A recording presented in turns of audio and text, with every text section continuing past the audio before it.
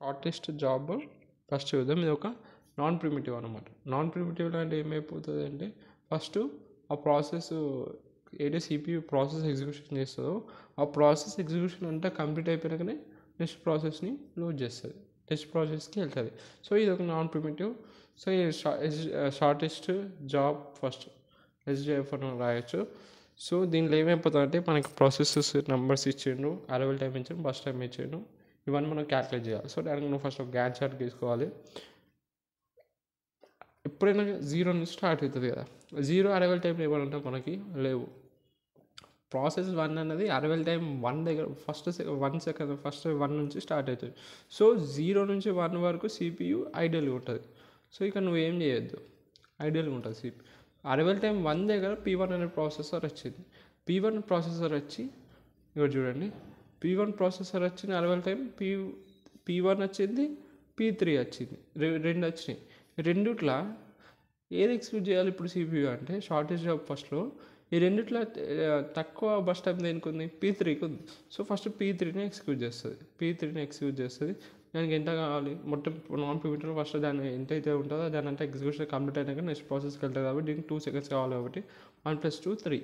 So దీని execution అయిపోయాక ఇప్పుడు మనకి రెడీకులు ఏమి ఉన్నాయి, P1 ఉంది. నెక్స్ట్ ఇప్పుడు నాకు అరైవల్ టైం 3 వచ్చింది. 3 అరైవల్ టైం ఏమేమి వస్తాయి, నాకు 2 వస్తుంది. అదే 4 అరైవల్ టైంలో P4 వస్తుంది కాబట్టి P2 అనేది అరైవల్ టైం 2లోనే వచ్చింది కాబట్టి ఇప్పుడు రెడీకులో నాకు P1 అండ్ P2 ఉంది. ఓకే, ఇప్పుడు నేను ఈ రెండింటి కంపేర్ చేయాలి. రెడీకులో P1 P2 ఉంది సిపి దగ్గర, రెండిట్లో ఏది ఎక్స్క్యూట్ చేస్తుంది, రెండు బస్ టైం చూసి దగ్గరికి వెళ్తుంది. బస్ టైంలో ఏది షార్టెస్ట్ ఉంది, 3 is the smallest. So first P1 execute చేస్తుంది. సో P1కి వెళ్ళిపోయి P1కి ఎన్ని సెకండ్లు కావాలి, 3 సెకండ్లు కావాలి. సో 3 + 3 6 అయిపోతుంది. దాని ఇప్పుడు రెడీక్యూల్ ఏముంది, P2 ఉంది. సో అరైవల్ టైం 6 దగ్గర ఏమేమి వస్తుంది, P4 కూడా వచ్చేస్తుంది. అరైవల్ టైం 4 కాబట్టి P5 అది అప్పటిప్పుడు P4 కూడా రెడీ వచ్చేస్తుంది, రెడీక్యూల్ రెడీగా ఉంటుంది.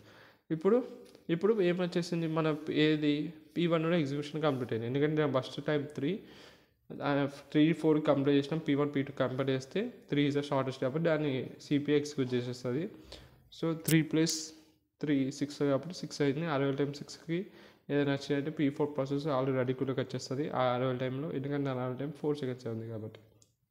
అర్థమవుతుంది కదా, కొంచెం స్లో చేసి ఇవ్వడం కావాలంటే ఇప్పుడు బ్యాక్వర్డ్ వెళ్ళి ఇవ్వండి. ఒకసారి గ్యాన్ చార్ట్ గీసినాక మళ్ళీ ఎక్స్ప్లెయిన్ చేస్తాను. తర్వాత P4 ఉంటాం కదా, P4 ఇప్పుడు దేన్ని కంపేర్ రెడీక్యూల్లో P2 4 ఉంది, P2 ఉంది. రెండిట్లో ఏది బస్ టైం చూసుకుంటుంది, 4 ఉంది 4 ఉంది, రెండు ఈక్వల్ ఉన్నాయి బస్ టైం. రెండు ఈక్వల్ బస్ టైం ఉన్నప్పుడు ఏం చేస్తుందంటే అప్పుడు అరైవల్ టైంకి వెళ్తుంది. అరైవల్ టైంలో ఏది తక్కువ ఉంటే ఫస్ట్ అది ఎక్స్క్యూట్ చేస్తుంది. అరైవల్ టైంలో ఏది తక్కువ, P2 ప్రాసెసర్ ఫస్ట్ వచ్చింది. సో ఫస్ట్ P2ని ఎక్స్క్యూట్ చేస్తుంది. P2కి 4 seconds కావాలి.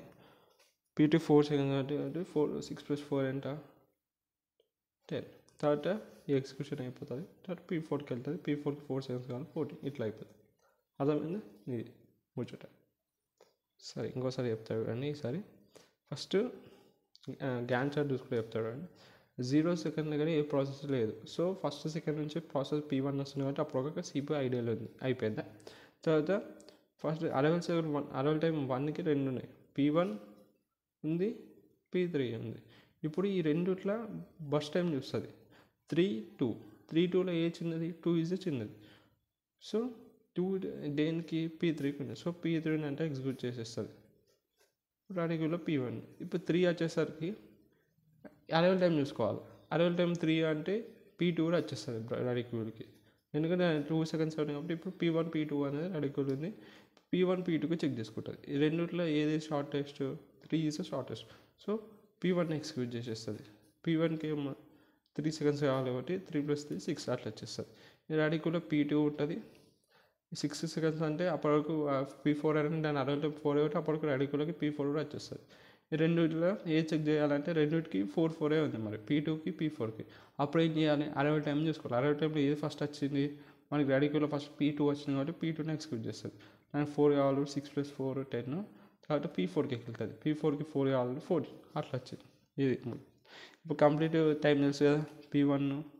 P1కి 6 కంప్లీట్ అయిన ఎట్లా చేయాలి తెలుసు, 6.